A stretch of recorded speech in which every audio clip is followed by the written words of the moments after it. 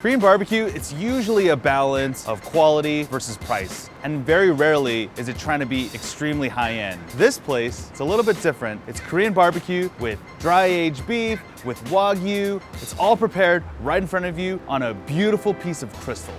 I've never experienced this level of Korean barbecue. Let's hope it's worth it. Let's hope it's not a gimmick.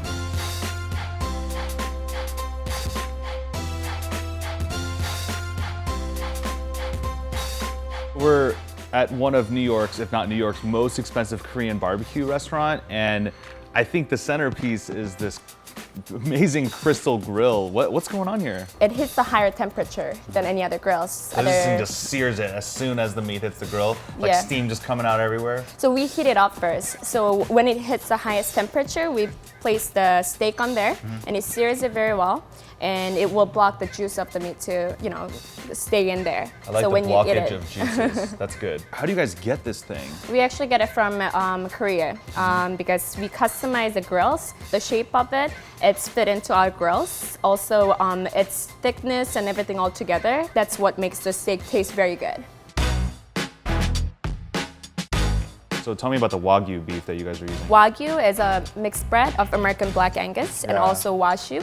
So they're actually raised in Oregon. It's American Wagyu.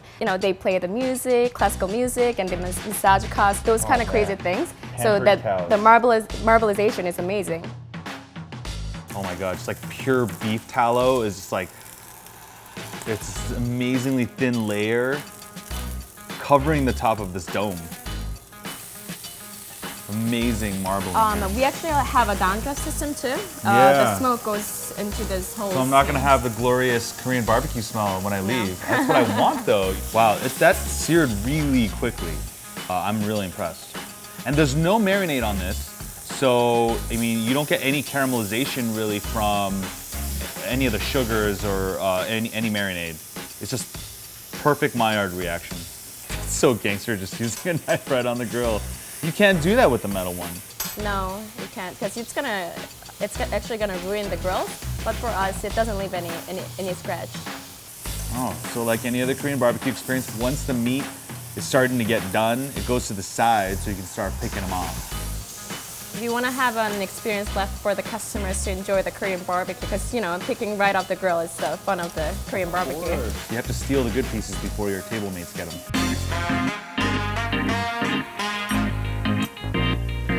That's one of the purest beef flavors I've ever gotten from a Korean barbecue grill. There's no marinades. I didn't dip it in anything. It's already seasoned. I think what makes Korean barbecue great, what differentiates it from, any old barbecue or steak is that you get to accompany it with freaking kimchi and with this gorgeous pink. It's a pickled radish. It's fermented in the beet sauce. That's why it's pink. It's not artificial pink, but natural pink. And so it looks very, classic and a little pretty. So that's what we're aiming for. And also with the radish, goes along with this scallion salad with the apple vinegar.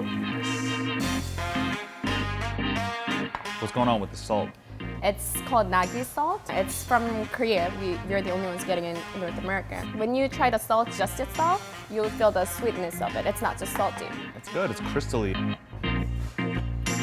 I actually think that with the sam and with the lettuce, the salad, I kind of feel like I'm eating a burger, like a bunless burger, because it has the acidity of the sam with the crunch of the lettuce.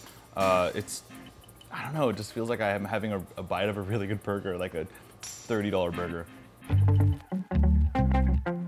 I've had so much Korean barbecue. I've never had dry aged beef as Korean barbecue. And that would be like inconceivable in Korea, right? I mean, yeah, you have Hanu beef and you have like the other like super expensive things, but dry aged, that's not a thing in Korea. Yeah, I mean, a lot of Asians, I would say, they only look for Wagyu because that's something that they're familiar with. Right. But when the local Americans come, I would say most of them do go for the dry age. Let me actually cook it for you.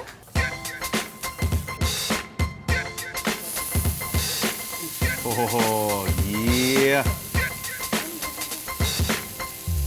As soon as it flips over, you can definitely tell that it's dry aged. You get that waft of funk right in your face. That is something I'm not used to. Like Korean barbecue is always, it's just fresh meat.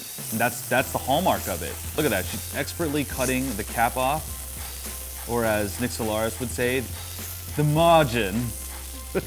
And of course we have the mild reaction in full effect here. Wait, so I get 1 piece and you get 5? Oh, that's for her.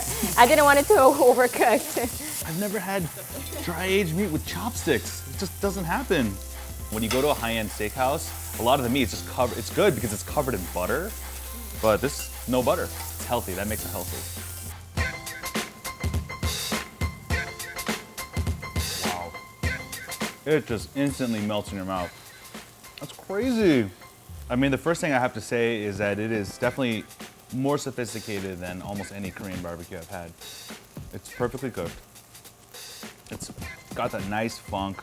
The outside is crisp, but the inside is still super tender. That might be one of the best single bites of Korean barbecue meat I've had.